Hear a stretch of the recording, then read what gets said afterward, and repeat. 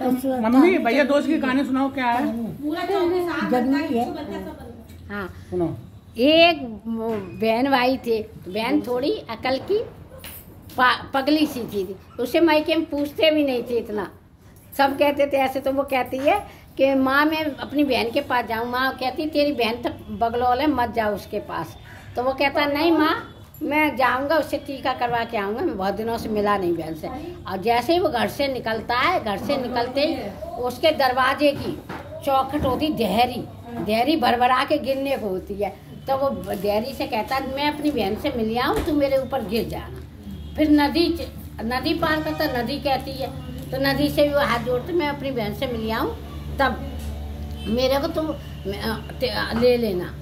फिर पहाड़ आता, पहाड़ गिरने को होता है, ऐसे उसके सामने फिर सांप आता है, सबको पार करते हुए भाई जाता है, मैं बहन से मिल आऊँ तब तुम सबके पास रहूँगा। अब जब जाता है बहन के घर तो बहन चरखा काट रही होती है, तो कहता है कि मैं बहन उठी और भागी, मेरा भाई आया, खुशी के मारे मोहल्ले में भागती फिरे कि मेरा भाई आया, मैं क्या बनाऊँ। अब सब कहते तुम्हारा भाई आया तो दूध में चावल डाल दो और घी में पूड़ी सेक दो और क्या, और सब्जी बना खिला अपने भाई को पकवान। अब वो क्या करती है, सुन के कुछ आती है, दूध में तो आटा डाल देती है और घी में चावल डाल देती है। अब सब बड़े परेशान, खुशी के बारे दिमाग अच्छा हो गया। अब सब बड़े परेशान। अब कहती मोहल्ले में तुम लोगों ने कैसी चीज़ बताई मेरे भाई के लिए, मैं बना के हार गई और चीज़ नहीं बनी। वो कहती पगली तूने कैसे करा, दूध में चावल डाल और घी में पूड़ी से, तब उसने अपने भाई को पकवान बना खिलाई। अब अब टीका ईका करवाया, रात को भैया सोया, सो के सुबह उठा और कहता बहन मैं अपने घर जाऊंगा।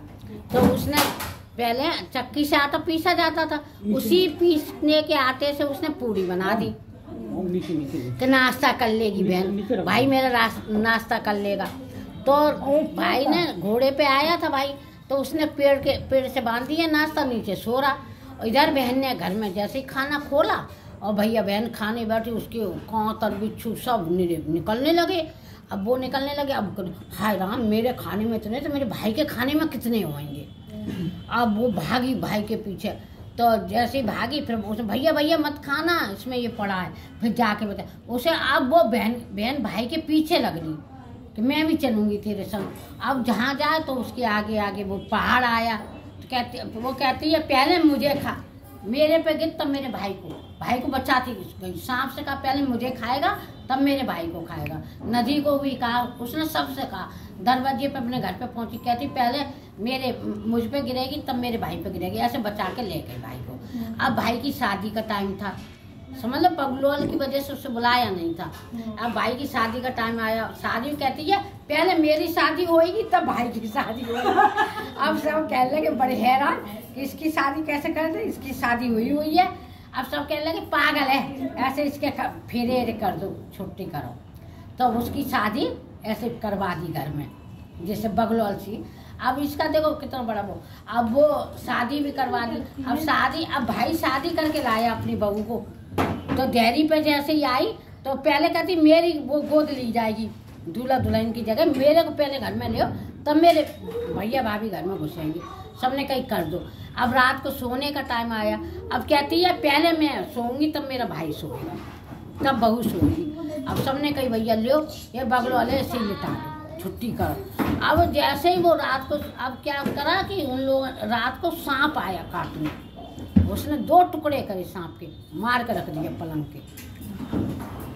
रात को काल आए ना भाई को डसने, तो उन्होंने रख दिया काट के। अब सुबह क्या हुआ, अब जब विदा होने का टाइम आया तो सबको तो दिए खूब अच्छे उपहार, और बहन को क्या दे दिया, पहले वो चलता था मलमल का टुकड़ा ऐसे। अरे बगलौल ऐसे क्या दें, ये तो ऐसी ही है।